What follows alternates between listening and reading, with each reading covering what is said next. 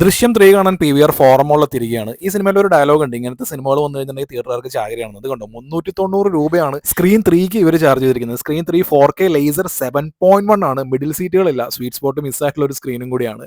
അപ്പോൾ 390 രൂപ ചാർജ് ചെയ്താലും PVR പാസ്പോർട്ട് ഉള്ളത് കൊണ്ട് തന്നെ 58 രൂപയാണ് കൊടുക്കേണ്ടി വന്നുള്ളൂ. സോ PVRന് നന്ദി. ദൃശ്യം 3 പടം എനിക്ക് ഇഷ്ടപ്പെട്ടു. ദൃശ്യമായതുകൊണ്ട് തന്നെ ഒരു രീതിയിലുള്ള സ്പോയിലേഴ്സും ആരും പറയാൻ പാടില്ല എന്ന് എല്ലാവരും ഒരു കൂട്ടമായിട്ട് തന്നെ ഒരു തീരുമാനം എടുത്തുകൊണ്ട് തന്നെ ഈ റിവ്യൂവിലും ഒരു സ്പോയിലേഴ്സും വരുന്നതല്ല. സോ നിങ്ങൾക്ക് ഈ വീഡിയോ ആദ്യം മുതൽ അവസാനം വരെ തന്നെ കാണാം. പിന്നെ ഇതിൻ്റെ DCP വന്നിരിക്കുന്നത് കിഡിലൻ DCP ആണ്. 4K അറ്റ്മോസ് 7.1 5.1 എല്ലാം കൊള്ളാം. ഇതിൻ്റെ സൗണ്ട് മിക്സിങ് അതായത് അറിയാലോ, ദൃശ്യം എന്ന് പറയുമ്പോൾ ഒരു ത്രില്ലർ മൂഡിലുള്ള ഒരു പടമായതുകൊണ്ട് തന്നെ ഈ ത്രില്ലർ പോർഷൻസ് ഒക്കെ വരുമല്ലോ, അതിന് ഇതിൽ സെക്കൻഡ് ഹാഫിൽ കുറച്ച് ടെൻഷൻ ബിൽഡിങ്ങും കാര്യങ്ങളൊക്കെ Jeethu Joseph and team plan ചെയ്തിട്ടുണ്ട്. അത് അത്യാവശ്യം നല്ല രീതിയിൽ തന്നെ ഇതിൻ്റെ ആ സൗണ്ട് മിക്സിങ്ങും കാര്യങ്ങളൊക്കെ നല്ല രീതിയിൽ നല്ല ചാനൽ ആക്ടിവിറ്റിയും കാര്യങ്ങളൊക്കെ ആയിരുന്നു. അതുകൊണ്ട് തന്നെ നിങ്ങൾ ഏറ്റവും നല്ലൊരു തിയേറ്ററിൽ തന്നെ ഈ പടം കാണുക എന്നുള്ളതാണ്. പിന്നെ ബാക്കിയുള്ള ദൃശ്യം എപ്പോഴും കമ്പയർ ചെയ്യപ്പെടുന്നത് ദൃശ്യം അതിന് മുമ്പ് വന്നിട്ടുള്ള ദൃശ്യം 1 ദൃശ്യം 2 ഒക്കെ ആയിട്ടായിരിക്കും. അപ്പോൾ സ്വാഭാവികമായിട്ടും ഈ ദൃശ്യം 1 എന്ന് പറയുന്നതിന് ഒരു ടെറിഫിക് ട്വിസ്റ്റ് ഉണ്ടായിരുന്നു. അതായത് ക്ലൈമാക്സ് ആകുമ്പോഴേക്കും എല്ലാവർക്കും ഒരു ഷോക്കിംഗ് ട്വിസ്റ്റ് എന്നുള്ള രീതിയിൽ ആ രീതിയിൽ പോകുന്ന പോലെ ദൃശ്യം 2ലേക്ക് വരുമ്പോഴും അതിനകത്ത് ആ വക്കീൽ ക്യാരക്ടർ ഉണ്ടല്ലോ, ആ വക്കീൽ ക്യാരക്ടറിനെ വാവളിച്ച് പോകുന്ന പോലെ തന്നെ ആ രീതിയിലുള്ളൊരു വരുണ്ടസ്തി അല്ല എന്ന് പറയുമ്പോൾ ഒരു ഷോക്കിംഗ് ആയിട്ടുള്ളൊരു ട്വിസ്റ്റ് ഉണ്ടല്ലോ, അത് ദൃശ്യം 2-ലുണ്ടായിരുന്നു. ആക്ച്വലി ആ രീതിയിലുള്ള ഒരു climax twist, mind bending twist എന്നുള്ള രീതിയിലൊക്കെ നിങ്ങൾ പ്രതീക്ഷിക്കുകയാണെന്നുണ്ടെങ്കിൽ നിങ്ങൾ ഡിസപ്പോയിൻ്റ് ആവും. കാരണം ഇത് കുറച്ചുകൂടി ഒരു ഇമോഷണൽ സൈഡിലേക്കാണ് പിടിച്ചിരിക്കുന്നത്.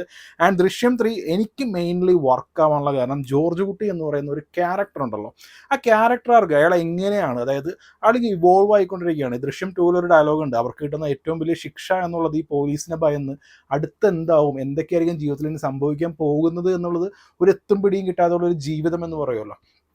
ആ ജോർജ് കുട്ടിയുടെ ക്യാരക്ടർ ആർക്ക് വളരെ മനോഹരമായിട്ടാണ് മോഹൻലാൽ ചെയ്തിരിക്കുന്നത്. ഇന്ന് അദ്ദേഹത്തിൻ്റെ ബർത്ത്ഡേ ആണ്. ആൻഡ് ഹാപ്പി ബർത്ത്ഡേ ലാലേട്ടാ. ഈ ബർത്ത്ഡേക്ക് പുള്ളിക്കാരൻ നമുക്ക് ദൃശ്യം 3 എന്ന് പറയുന്നൊരു സിനിമ വന്നിരിക്കുന്നത് എനിക്ക് പേഴ്സണലി തുടരും എന്നുള്ള സിനിമയിലെ പെർഫോമൻസിനേക്കാളും നല്ല രീതിയിൽ ഇഷ്ടപ്പെട്ട ഒരു പെർഫോമൻസ് ആയിരുന്നു ദൃശ്യം 3-ലേത്. സോ ആണ് ഞാൻ ഭയങ്കര ഹാപ്പിയാണ്. കാരണം പുള്ളിക്കാരൻ്റെ ഒരു കിട്ടിലൻ പെർഫോമൻസ് ആണ്. ആ ക്യാരക്ടർ ആ രീതിയിലാണ് പോകുന്നത്. അപ്പോൾ നിങ്ങൾ ഈ സിനിമ കണ്ടു കഴിഞ്ഞിട്ടുണ്ടെങ്കിൽ ഇപ്പോൾ ദൃശ്യം 2 ഒക്കെ കാണുകയാണെന്നുണ്ടെങ്കിൽ 2 മക്കളാണ്, അതിനകത്ത് മൂത്ത മകളാണ് അഞ്ജു. അഞ്ജുവിനോടാണ് പുള്ളിക്ക് ഒരു മൊബൈൽ ഫോണൊക്കെ എടുത്ത് കൊടുക്കുന്ന സീക്വൻസ് ഉണ്ടല്ലോ, ഈ ദൃശ്യം 2-ൽ ഒരു പാട്ടിൽ വരുമല്ലോ. അപ്പോൾ കൂടിയൊരു മൊബൈൽ ഫോൺ ഇളയ മകൾ എടുക്കുമ്പോൾ മൂത്ത മകൾ അതെടുക്കുമ്പോൾ ഓക്കെ അത് അവർക്ക് മേടിച്ചു കൊടുക്കുക പുള്ളിക്ക് എപ്പോഴും ഒരു ഇച്ചിരി കരുതലും സ്നേഹവും എല്ലാം കൂടുതലും മൂത്ത മകളിനോടാണ്. അപ്പോൾ ആ രീതിയിലൊക്കെ വരുന്ന ഒരു ക്യാരക്ടർ ആർക്കിൻ്റെ ഒരു എക്സ്ട്രീം വേർഷനാണ് നമുക്ക് ഇതിനകത്ത് കാണുന്നത്. മകൾക്ക് വേണ്ടി, അതല്ലാന്നുണ്ടെങ്കിൽ ആ കുടുംബത്തിന് വേണ്ടി എന്തും ചെയ്യാൻ പറ്റുന്ന, ഏത് ശബ്ദം എടുത്തിരിക്കുന്ന മനസ്സാന്നൊക്കെ പറയുമല്ലോ മുരളിഗോപിയുടെ ക്യാരക്ടർ, അത് ഈ ദൃശ്യം 3-ലേക്ക് എത്തുമ്പോഴേക്കും ആ ക്യാരക്ടർ ആർക്ക് വളരെ മനോഹരമായിട്ട് ജിത്തു ജോസഫ് എഴുതിയിട്ടുണ്ട്. അതുകൊണ്ട് തന്നെ ഇതൊരു മൈൻഡ് ബെൻഡിങ് ട്വിസ്റ്റോ അതല്ലാന്നുണ്ടെങ്കിൽ ഒരു ഷോക്കിംഗ് ആയിട്ടുള്ള ട്വിസ്റ്റോ കാര്യങ്ങളോ ഒന്നും ഇവർ ഇതിനകത്തേക്ക് ഉദ്ദേശിച്ചിട്ടില്ല. പിന്നെ അതിൻ്റെ ക്യാരക്ടേഴ്സ് എന്ന് പറയുന്നത് ദൃശ്യം 1 2 3-ലേക്ക് വരുമ്പോൾ 1-ലും 2-ലേക്കുള്ള കുറേ ക്യാരക്ടേഴ്സും കാര്യങ്ങളൊക്കെ വരുന്നുണ്ട്. ഡീറ്റെയിൽ ആയിട്ട് എന്ത് പറഞ്ഞാലും സ്പോയിലർ ആവും. പിന്നെ ഇന്ന് ആദ്യത്തെ ദിവസമാണ്. സോ ഇൻ്റർവൽ പോയിന്റ് എന്നൊക്കെ പറയുന്നത് ഇപ്പോൾ ഫേസ്ബുക്കിലൊക്കെ ഞാനൊരു പോസ്റ്റ് ഇട്ടിരുന്നു. ഇൻ്റർവൽ പോയിന്റ് ഒക്കെ നല്ല നൈസായിട്ടാണ് വന്നിരിക്കുന്നത്. ഈ സിനിമ വളരെ സ്ലോ ആണ് എന്ന് പലരും പറയുന്നുണ്ട്. പക്ഷേ നിങ്ങൾ ദൃശ്യം 1 ആണെങ്കിലും ദൃശ്യം 2 ആണെന്നുണ്ടെങ്കിലും റീവാച്ച് ചെയ്യുമ്പോൾ ഒരു കാര്യം ശ്രദ്ധിച്ചിട്ടുണ്ടോ, ഈ ഫസ്റ്റ് ഹാഫിൽ നമ്മൾ ഇമ്പോർട്ടൻ്റ് അല്ല എന്ന് പറയുന്ന പല ഡയലോഗ്സ് കാര്യങ്ങളൊക്കെ ഉണ്ടല്ലോ, അതിനൊക്കെ പ്രോപ്പർ ആയിട്ടുള്ളൊരു foreshadowing writer Jeethu Joseph second ഹാഫിൽ കൊടുത്തിട്ടുണ്ടോ. അപ്പം അങ്ങനെ നോക്കുകയാണെന്നുണ്ടെങ്കിൽ നമ്മൾ ഈ ദൃശ്യം 3-ൽ നമുക്ക് വളരെ സ്ലോ ആയിട്ട് തോന്നും, ചിലപ്പോൾ ഇതൊന്നും വലിയ ഇമ്പോർട്ടൻ്റ് അല്ല എന്നൊക്കെ തോന്നുന്നു. അങ്ങനെ പല ഡയലോഗ്സും കാര്യങ്ങളൊക്കെ ഉണ്ടല്ലോ, ഈ കാര്യങ്ങൾക്കെല്ലാം വളരെ ഇമ്പോർട്ടൻ്റ് ആയിട്ടുള്ള ഒരു പേ ഓഫ് നമുക്ക് സെക്കൻഡ് ഹാഫിൽ കാണാൻ പറ്റും. പിന്നെ ഈ ദൃശ്യം എന്ന് പറയുന്ന ഈ ഒരു ഫ്രാഞ്ചൈസ് ഇവർ 3-ാം ഭാഗത്തിൽ നിർത്താനായിട്ട് അവർ ഉദ്ദേശിച്ചിട്ടില്ല. അവർ ഇനി ഇത് കണ്ടിന്യൂ ചെയ്ത് പോകാനായിട്ടാണ് ഉദ്ദേശിച്ചിരിക്കുന്നത്. അപ്പം അതിൻ്റേതായിട്ടുള്ള ചെറിയ പ്രശ്നങ്ങളൊക്കെ ഈ സിനിമയിലുണ്ട്. ഞാൻ പറഞ്ഞില്ല, എനിക്ക് ഈ സിനിമ വർക്കായി എന്ന് പറഞ്ഞിട്ട് ഇതൊരു ഗ്രേറ്റസ്റ്റ് ഫിലിം എന്നുള്ള രീതിയിലൊന്നും ആ രീതിയിലൊന്നും ഞാൻ പറയില്ല. ജിത്തു ജോസഫ് എന്ന് പറയുന്ന റൈറ്റർ, എനിക്ക് പുള്ളിനോട് ഭയങ്കര റെസ്പെക്റ്റ് ആണ്. കാരണം പുള്ളി ദൃശ്യം എഴുതുമ്പോൾ ദൃശ്യം ഫസ്റ്റ് പാർട്ട് ഒക്കെ ഒരു ബ്രില്യൻ റൈറ്റിംഗ് ആണ്. ദൃശ്യം 2 ആകുമ്പോഴും പുള്ളിയുടെ ബ്രില്യൻസ് ലെവൽ ഓക്കെയാണ്. ദൃശ്യം 3-ലേക്ക് വരുമ്പോഴും പുള്ളി ഒരു മൈൻഡ് ബെൻഡിങ് ട്വിസ്റ്റിലേക്കല്ല, പുള്ളി ജോർജ് കുട്ടി എന്ന് പറയുന്ന ഒരു ക്യാരക്ടർ ഉണ്ടല്ലോ, ആ ക്യാരക്ടർക്ക് പുള്ളി മനോഹരമാക്കാൻ അതിനു വേണ്ടിയിട്ടുള്ള എല്ലാ കാര്യങ്ങളും എഴുതിയിട്ടുണ്ട്. അത് ലാലേട്ടനെ പോലുള്ള ഒരു കിഡൻ ആക്ടർ എനിക്ക് തോന്നുന്നില്ല മലയാളത്തിൽ വേറെ ഏത് ആക്ടർക്കും ഈ ഒരു റോള് ഈ രീതിയിൽ ചെയ്യാൻ പറ്റുന്നു. കാരണം ഒരു മീറ്റർ കഴിഞ്ഞിട്ടുണ്ടെന്നുണ്ടെങ്കിൽ സെൻറ്റി മെഴുകാൻ വേണ്ടിയിട്ടുള്ളൊരു ക്യാരക്ടറായിട്ട് മാറും. പക്ഷേ ജോർജ് കുട്ടി അങ്ങനെയല്ല. ജോർജ് കുട്ടിക്ക് ഒരുപാട് മാറ്റങ്ങൾ ഈ സിനിമയിൽ മക്കൾ പറയുന്നുണ്ട്. സെക്കൻഡ് പാർട്ടിലാണ് നമ്മൾ കൂടുതൽ പറയുന്നത്, അച്ഛനാകെ മാറിപ്പോയി. ആ മാറ്റം നമുക്ക് വളരെ എവിഡൻ്റ് ആണ് ഫൈനൽ ആക്ടിൽ. അപ്പം അതെല്ലാം വളരെ ബ്രില്യൻ്റ് ആയിട്ട് തന്നെ പുള്ളി എഴുതിയിട്ടുണ്ട്. പക്ഷേ ആസ് എ മേക്കർ എന്നുള്ള രീതിയിൽ പുള്ളിയുടെ സിനിമകളിൽ സ്ഥിരമായിട്ട് വരുന്നൊരു പ്രശ്നങ്ങൾ എന്തൊക്കെയാണെന്ന് വെച്ചിട്ടുണ്ടെങ്കിൽ പുള്ളിയുടെ ഡയലോഗ്സ്, ചില ക്യാരക്ടേഴ്സിന് കൊടുത്തിരിക്കുന്ന ഡയലോഗ്സ് വളരെ മോശം ഡയലോഗ്സ് ആയിരിക്കും. ഇതിനകത്ത് റാണി എന്ന് പറയുന്ന ക്യാരക്ടർ അതിനുവേണ്ടി എഴുതിയിരിക്കുന്ന ആ ഡയലോഗ്സ് കാര്യങ്ങളെല്ലാം മീന ചെയ്യുമ്പോഴൊക്കെ നമുക്ക് പലപ്പോഴും ഈ ക്യാരക്ടർ സ്ക്രീനിൽ വരുമ്പോൾ ഒരു ഇറിറ്റേഷൻ ഫീൽ ചെയ്യും. പിന്നെ സൈഡ് ക്യാരക്ടേഴ്സ് ഉണ്ടാവുമല്ലോ. ഇപ്പോൾ ഈ ചായക്കടയാണെന്നുണ്ടെങ്കിൽ നമ്മുടെ ചായക്കട ഇക്ക പുള്ളിനെ ഈ സിനിമയിൽ മിസ് ചെയ്തിട്ടോ നല്ല രീതിയിൽ. ചായക്കട ഇക്ക ഈ പടത്തിലില്ല. അതാണ് ഒരു ഡിസപ്പോയിൻമെൻറ്റ്. ആക്ച്വലി ഈ ചായക്കടയിൽ നിന്ന് അങ്ങോട്ടും ഇങ്ങോട്ടും സംസാരിക്കുന്ന ആളുകൾ അങ്ങനെ കുറേ സൈഡ് ക്യാരക്ടേഴ്സ് കുറേ പേരുണ്ടാവുമല്ലോ. പിന്നെ അത് വീണ നന്ദകുമാർ ഒരു ക്യാരക്ടർ ചെയ്യുന്നുണ്ട്.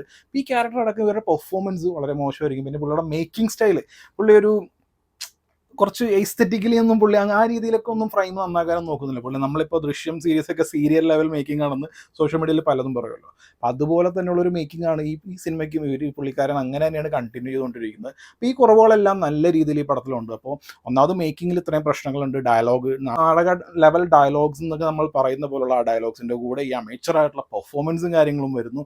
ഇതിനോട് പിന്നെ ഒരു ബ്രാൻഡ് എൻഡോഴ്സ്മെൻ്റ് ഉണ്ട്. ഇപ്പോൾ നമ്മളിപ്പോൾ ഒരു സിനിമയിൽ ഒരു ബ്രാൻഡ് എൻഡോഴ്സ്മെൻറ്റ് ചെയ്യുന്നത് അത് മോശമായിട്ടുള്ള കാര്യമൊന്നുമല്ല. പക്ഷെ അതിനൊരു ക്രിയേറ്റിവിറ്റി വേണം. അപ്പോൾ ഒരു പ്രൊഡക്റ്റ് പ്ലേസ്മെൻറ്റ് ഒരു സിനിമയിൽ പെർഫെക്റ്റ് ആയിട്ട് ചെയ്തു പോകുകയാണെന്നുണ്ടെങ്കിൽ അത് നല്ലതായിരിക്കും. പക്ഷേ ഇതിനകത്ത് ഇങ്ങനെ മുഴച്ചു നിൽക്കുന്ന രീതിയിലുള്ള ഇവർ കല്യാണിൻ്റെയോ അല്ലെങ്കിൽ എന്തിൻ്റെയൊക്കെ ആ ഒരു ബ്രാൻഡ് എൻഡോഴ്സ്മെൻ്റ് ഒക്കെ ചെയ്യുമ്പോൾ അതെല്ലാം കൂടി വരുമ്പോൾ അതൊരു നെഗറ്റീവായിട്ട് വരുന്നുണ്ട്. പക്ഷേ ഇത്രയും നെഗറ്റിവിറ്റിയൊക്കെ ഈ സംഭവങ്ങളൊക്കെ ഈ സിനിമയ്ക്ക് ഉണ്ടെങ്കിൽ പോലും ലാലേട്ടൻ്റെ ടെറിഫിക് പെർഫോമൻസ് ആണ്. കാരണം കുറേ കാലമായി ഇതുപോലൊരു ക്യാരക്ടർ പുള്ളി ആ ഒരു ഈ പുള്ളിക്കാരൻ ആബ്സെൻറ്റ് മൈൻഡാണ്. നിങ്ങൾ ഈ സിനിമ കാണാനൊക്കെ ശ്രദ്ധിക്കുക. ജോർജ് കുട്ടി എന്ന് പറയുന്ന ആൾ പലപ്പോഴും ആബ്സെൻറ്റ് മൈൻഡിൽ നിൽക്കുന്നുണ്ട്.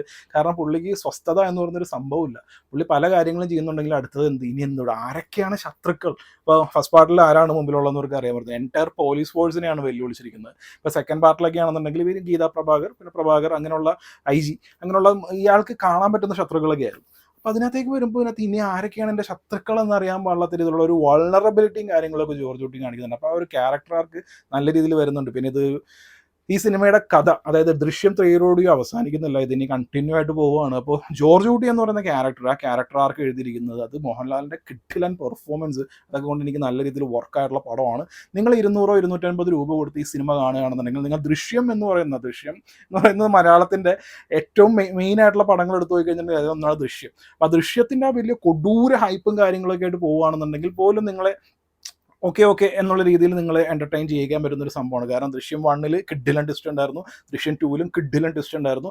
ആ രീതിയിലുള്ള ട്വിസ്റ്റ് പ്രതീക്ഷിച്ച് കഴിഞ്ഞാൽ നിങ്ങൾ നിരാശപ്പെടേണ്ടി വരും. പിന്നെ ദൃശ്യം സിനിമകളിലെ പോലെ തന്നെ സീരിയൽ ലെവൽ മേക്കിംഗ് എന്നൊക്കെ പറയുമല്ലോ, ആ മേക്കിംഗ്, വളരെ മോശം ഡയലോഗ്സ്, ചില ക്യാരക്ടേഴ്സിൻ്റെ അരോചകമായിട്ടുള്ള പെർഫോമൻസ് കാര്യങ്ങളെല്ലാം ഉണ്ടെങ്കിൽ പോലും ലാലേട്ടൻ്റെ ക്യാരക്ടർ ആൾക്ക്, ഇതുകൊണ്ട് തന്നെ ദൃശ്യം 3 എന്ന് പറയുന്ന സിനിമ എനിക്ക് വർക്കായതാണ്. ആൻഡ് ശനിയാഴ്ചത്തേക്ക് ഞാൻ വീണ്ടും ടിക്കറ്റ് എടുത്തിട്ടുണ്ട്. അതായത് വളരെ ചുരുക്കം സിനിമകളുള്ളൂ എനിക്ക് കണ്ടു കഴിഞ്ഞ് ഇഷ്ടപ്പെട്ട് ഉടൻ തന്നെ രണ്ടാമത് ഞാൻ ടിക്കറ്റ് എടുക്കുന്നതാണ്. അങ്ങനെയുള്ളൊരു സിനിമയും കൂടിയാണ്. കാരണം എനിക്ക് ആസ് എ റൈറ്റർ എന്നുള്ള രീതിയിൽ ജിത്തു ജോസഫിൻ്റെ റൈറ്റിംഗ് സ്റ്റൈൽ, ആ പാറ്റേൺ എനിക്ക് ഭയങ്കര ഇഷ്ടമാണ്. അപ്പോൾ നമ്മൾ ശ്രദ്ധിക്കാത്ത കുറേ കാര്യങ്ങൾ സെക്കൻഡ് വാച്ചിൽ നമുക്ക് വീണ്ടും കിട്ടും. അപ്പോൾ എനിക്ക് ടിക്കറ്റ് നോക്കിയപ്പോൾ എനിക്ക് ശനിയാഴ്ചയാണ് കിട്ടിയത്. അപ്പോൾ ശനിയാഴ്ചത്തേക്ക് ഞാൻ വീണ്ടും ബുക്ക് ചെയ്തിട്ടുണ്ട്. ആൻഡ് ദൃശ്യത്തിൻ്റെ വളരെ സ്പോയിലറായിട്ടുള്ള ക്യാരക്ടർ ആർക്ക്, ഇപ്പോൾ സിദ്ദിഖിൻ്റെ ആണെന്നുണ്ടെങ്കിലും ലാലേട്ടൻ്റെ ആണെന്നുണ്ടെങ്കിൽ ഈ ക്യാരക്ടർ ആർക്കൊക്കെ നല്ല രീതിയിൽ വിശദീകരിക്കുന്ന, പിന്നെ ഇതിനകത്ത് വരുന്ന ഒരു മെയിൻ ക്യാരക്ടർ ഉണ്ട്. ആ ക്യാരക്ടറിൻ്റെ അവസാനമൊക്കെ കൊണ്ട് വീക്കാക്കി കളഞ്ഞു, അലമ്പാക്കി കളഞ്ഞു. അപ്പം അങ്ങനെ കുറച്ച് സ്പോയിലറായിട്ട് പറയാൻ പറ്റുന്ന കുറച്ച് നെഗറ്റീവ് ടോക്സും കാര്യങ്ങളൊക്കെ ആയിട്ട് വീണ്ടും ഒരു റിവ്യൂ വരുന്നതായിരിക്കും. സോ എല്ലാവരും ദൃശ്യം 3 കാണുക. സോ ഇത്രയൊക്കെയാണ് എനിക്ക് ദൃശ്യം 3യെ കുറിച്ച് പറയാനുള്ളത്. നിങ്ങളുടെ അഭിപ്രായം എൻ്റെ അഭിപ്രായം ഒരേപോലെയാണെന്നുണ്ടെങ്കിൽ അത് കമൻറ്റ് ചെയ്യുക.